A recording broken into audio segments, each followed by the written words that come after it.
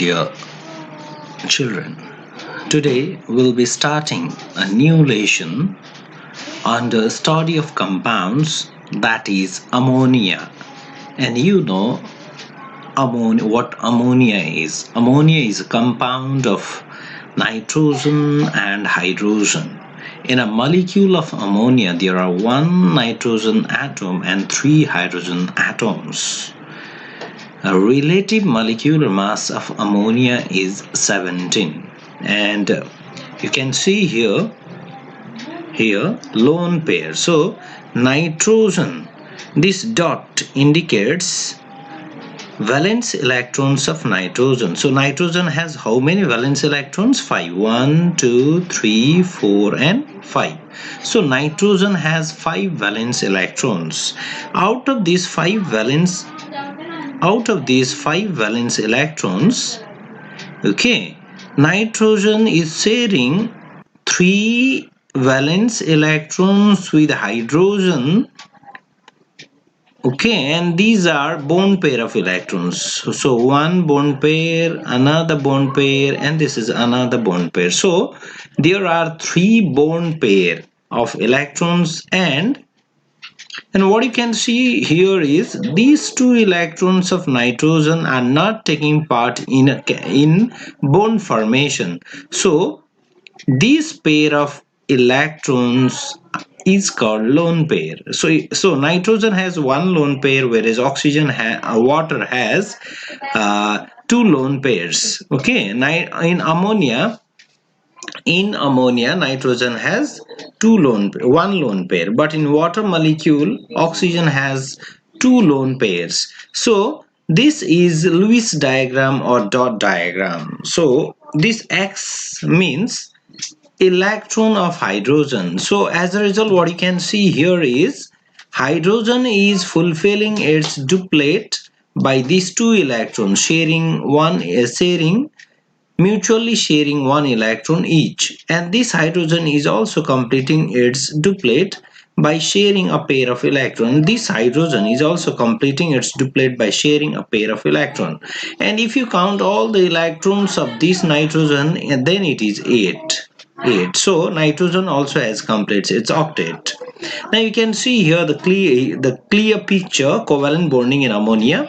So this dot is the electron of hydrogen, and this black dot is the electron of nitrogen. So if you count the black dots, there are 5 black dots which are the valence electrons of nitrogen, and this white dot is the electron of hydrogen. As a result, since these 2 electrons lies in the intersection, that means these 2 electrons belongs to hydrogen and belongs to nitrogen as well. So with these 2 electrons, hydrogen is completing its duplet, and with these 2 electrons, hydrogen is completing its duplet, and with these 2 electrons, hydrogen is completing its duplet.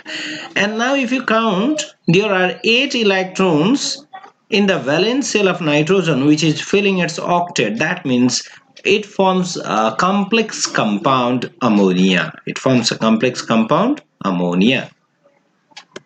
Now, how we prepare ammonia gas? Preparation of ammonia gas. General methods of preparation. So how we prepare ammonia gas generally? Then ammonia gas can be prepared by warming and ammonium salt with caustic alkali such as select lime or caustic soda or caustic potash. So it is the very general, very common ways of preparing ammonia gas. So what is the very much general way of preparing ammonia gas? You have to take any of the ammonium salt, and then you have to take alkali. So this alkali can be select lime as well as caustic soda as well as caustic potash. It's up to the availability. So this is ammonium chloride, one of the salt of ammonia. When reacts with select lime, which is lime water or calcium hydroxide, when this mixture is heated, then we'll get calcium chloride salt plus water plus ammonia gas. And if we heat ammonium sulfate with calcium hydroxide, then also we'll get calcium sulfate, water and ammonia gas. If we heat ammonium sulfate with caustic soda, that is sodium hydroxide, then also the result is same, we'll get ammonia. And then ammonium salt plus caustic potash, that is KOH, then we'll get potassium sulfate plus water plus ammonia gas. So in this way, this is the very much common methods, common ways of preparing ammonia. Now let's see how do we prepare ammonia in lab. So lab preparation of ammonia. So how do we prepare ammonia in laboratory? From ammonium chloride. So we prepare ammonia gas from ammonium chloride. What are the reactants required? Ammonium chloride and calcium hydroxide. So out of that general method only, one of the way we are preferring in lab preparation, that is we'll be heating the mixture of ammonium chloride NH4Cl and calcium hydroxide CaOH whole twice. Excess of calcium hydroxide is mixed well with ammonium chloride. Excess of calcium hydroxide is mixed well with ammonium chloride. Then what is the reaction taking place? This you can see is ammonium chloride. This is slick lime or calcium hydroxide. When reacts, gives calcium chloride plus water plus ammonia. And this is the apparatus setup. This is the setting of apparatus. So this is round bottom flask which is somewhat tilted downward. Then this has the mixture of calcium hydroxide and ammonium chloride, and this tilted round bottom flask is fitted with a delivery tube, and here is the stopper so that the gas may not escape out, and the gas is coming out through this delivery tube and it is going to this jar, this empty jar, okay, which is lying horizontally. It is going here and then it is passing through quicklime. Here is quicklime. This black layer is quicklime. So why is quicklime used? So that the moist ammonia from here along with ammonia, water vapor may come. So in order to purify ammonia, in order to get dry ammonia, this calcium oxide or quicklime is used, so that quicklime absorbs water vapor and we'll get dry ammonia gas here, and then this dry ammonia gas is collected in this jar, okay, in this jar which is inverted, okay, in this inverted jar by the downward displacement of air, because ammonia gas is lighter than air. So when ammonia gas goes up, air comes down. So this way ammonia gas is prepared. Here are some of the precautions that we need to follow while preparing ammonia gas. Okay, the flask is tilted in such a way that the water formed in the reaction does not trickle back into the heated flask and thus break it. So why is the flask tilted? So that the ammonia gas that is prepared, okay, in such a way that the water formed in the reaction does not trickle back into the heated flask and thus, so whatever water is there, the flask is the water is formed, okay, during this reaction. What are the products we are getting? Calcium chloride, then water, and then ammonia. So why is this tilted? In order to make sure, okay, in order to prevent the trickling back of water which is formed during the reaction. So if the water falls back to the round bottom flask, then the flask may break. So in order to avoid accident, in order to avoid breaking of the flask is tilted. Now how is ammonia gas dried? In order to get dry ammonia, the gas is passed through a drying tower containing lumps of quicklime, CaO, as I already said you.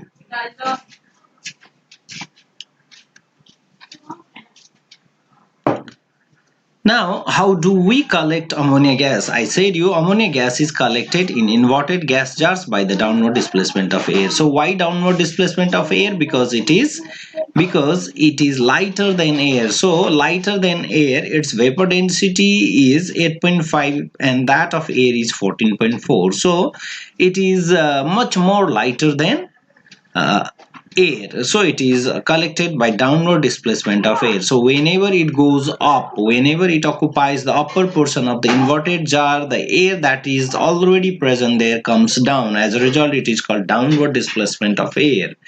And why it is not collected by passing it through water? Because it is highly soluble in water, therefore cannot be collected over water.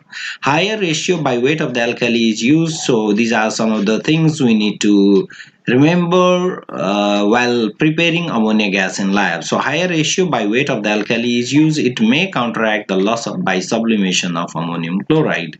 So why we take higher ratio of alkali?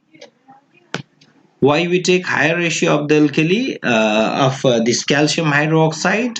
So that the loss of ammonium chloride by sublimation is counteract, is which can be balanced. Okay, because we know that ammonium chloride is a sublimable substance, so it may directly go to gaseous state. So in order to counteract, in order to balance the loss by sublimation, the weight of the alkali is used, means more weight, higher ratio by weight of the alkali is used. Calcium hydroxide is used as it is cheap and not deliquescent like other alkalis. So we for this preparation we use calcium hydroxide. Why? Because it is cheap, number one.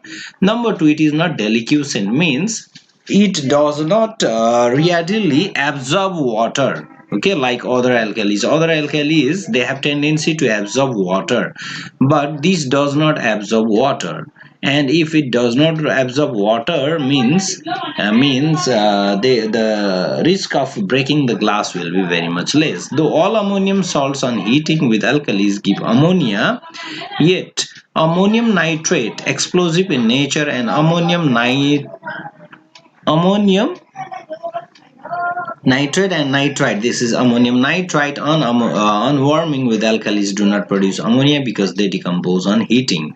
So why these two nitrates and nitrite are not used for the preparation of ammonia is because they decompose on heating. They decompose into nitrogen oxide. Okay, nitrogen oxide, dinitrogen oxide, and water, and this nitrite decomposes into nitrogen gas and water. This is the reason why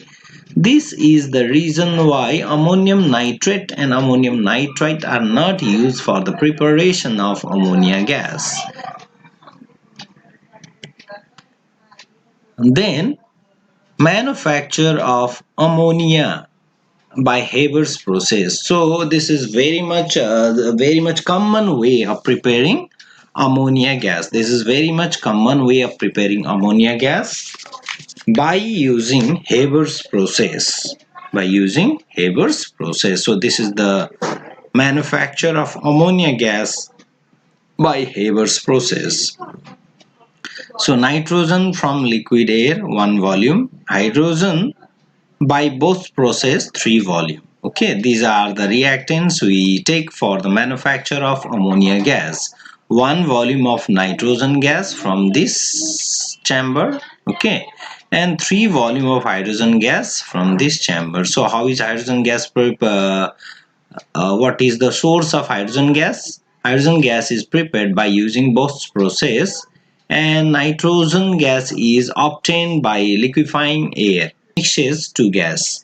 Then this is recirculation pipe, and then from this it goes to catalytic chamber, catalyst, 500 degrees Celsius. So this is a catalytic, this is total is a catalytic chamber, means here iron is there. Catalyst for preparing ammonia gas using nitrogen and hydrogen, catalyst is required. And what is the catalyst use? Iron. Catalyst uses iron, so iron is used here.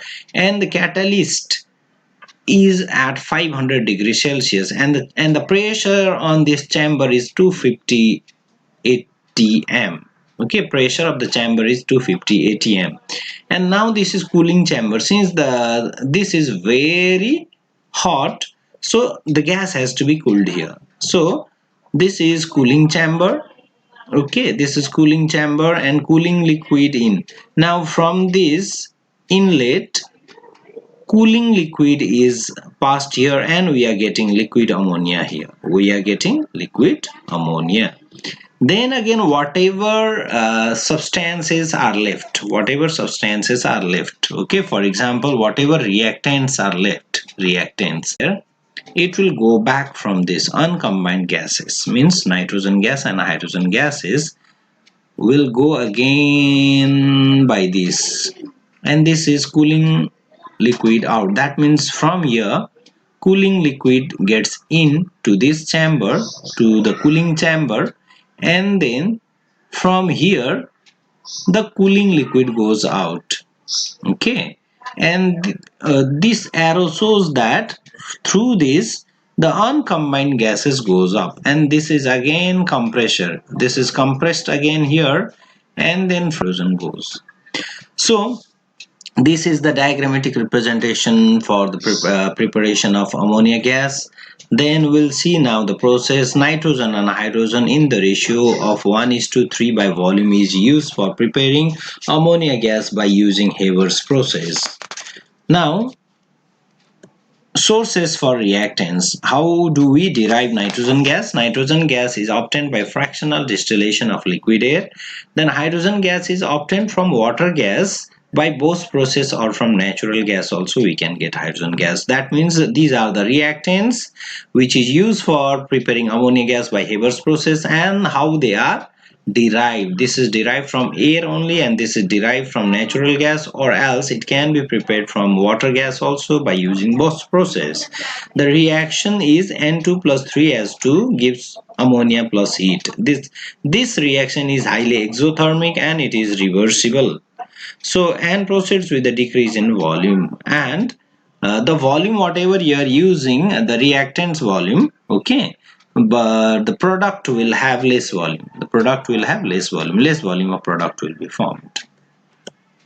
Then what are the favorable conditions? Favorable conditions for the reaction. Optimum temperature is 450 to 500 degrees Celsius. That means the chamber that I was saying you, catalytic chamber, the temperature of the catalytic chamber has to be maintained between 450 to 500 degrees Celsius, and the pressure of the catalytic chamber need to be 200 atmosphere, and the catalyst should be finely divided iron. Then promoter, not only catalyst, promoter is also used. So what is the promoter used? Promoter uses molybdenum or aluminum oxide. So what is the work of promoter? Promoter actually enhances the efficiency of catalyst.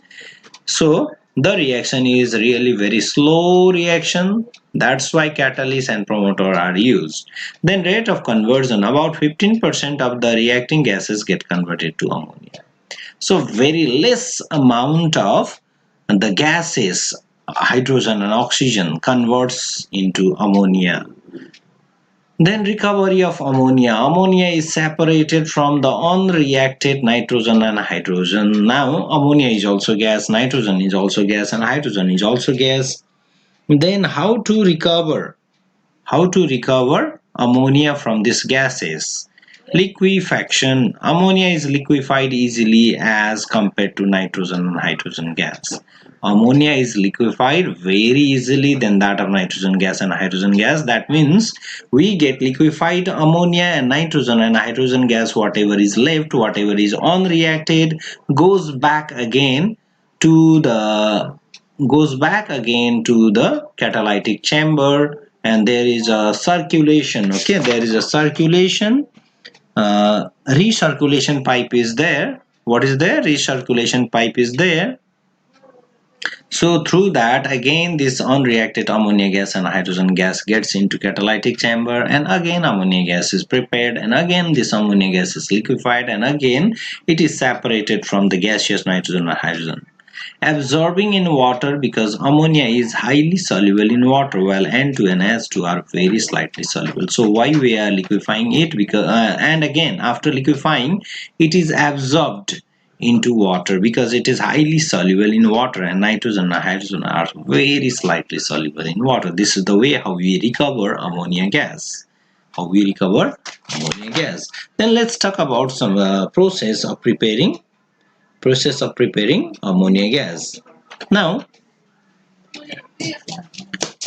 you can see here the flow chart of Haber's process. Okay, nitrogen and hydrogen are dried, purified, and then mixed in the ratio of 1:3 respectively at a relatively high pressure.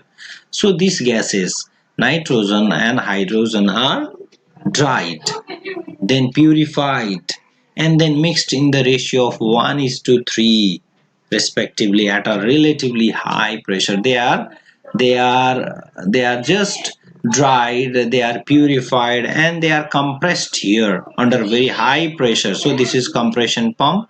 Under more than 200 atmosphere pressure, they are compressed here.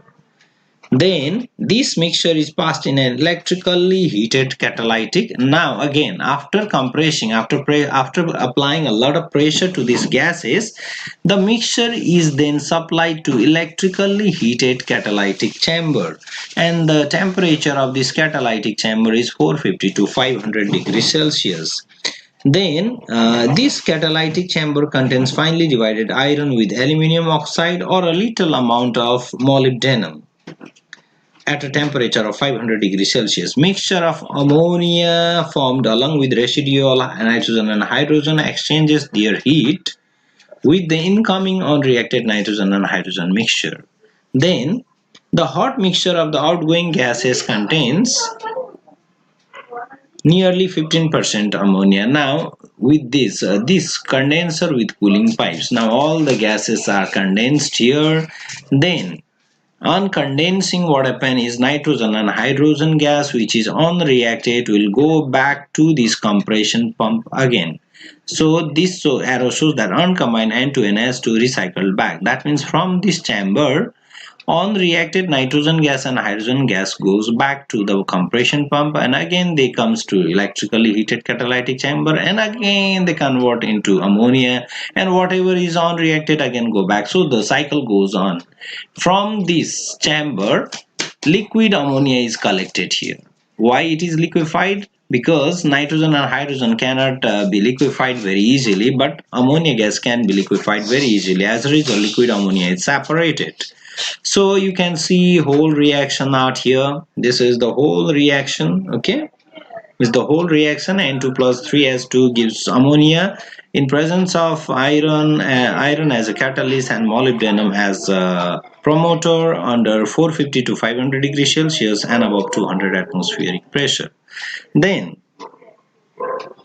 the reaction is exothermic. Some of the highlights, some of the things we need to know about the preparation of ammonia gas by Haber's process. The reaction is exothermic, hence low temperature will favor the synthesis. However, at low temperature, the reaction proceeds slowly. In practice, the optimum temperature has been found to be in the range of 450 to 5. So what happens is actually the reaction is exothermic. Hence, low temperature will favor the synthesis. Now, reaction is exothermic. That means even low temperature can also favor the reaction, favor the synthesis. Why it is a synthesis? Because we are using elements for preparing compounds. So when the combination reaction in which both the reactants are elements, then we say the combination reaction is synthesis. So this is synthesis. Okay, and this synthesis favors low temperature, but then also if we allow low temperature, then the reaction will be really very slow. That's why we need to keep the temperature between 450 to 500 degrees Celsius. So why we are doing so, though it favors low temperature, because at low temperature the reaction is very slow. 4 volumes of reactants produce 2 volumes of product. So what I was saying is nitrogen is 1 volume, then hydrogen 3 volumes. Altogether 4 volumes of reactants is giving 2 volume of ammonia only. So we are getting less volume of product. Hence high pressure favors the formation of ammonia. The optimum pressure is found to be 200 to 900 atmosphere. So what is the optimum pressure for making ammonia by using Haber's process? It is 200 to 900 atmosphere. Practically a pressure of about 250 to 250 atm is used. Catalyst and promoter. The speed of the reaction can be improved by using a catalyst, which is finely divided iron obtained by the reduction of iron oxide. A promoter, molybdenum or aluminum, is used to increase the efficiency of the catalyst.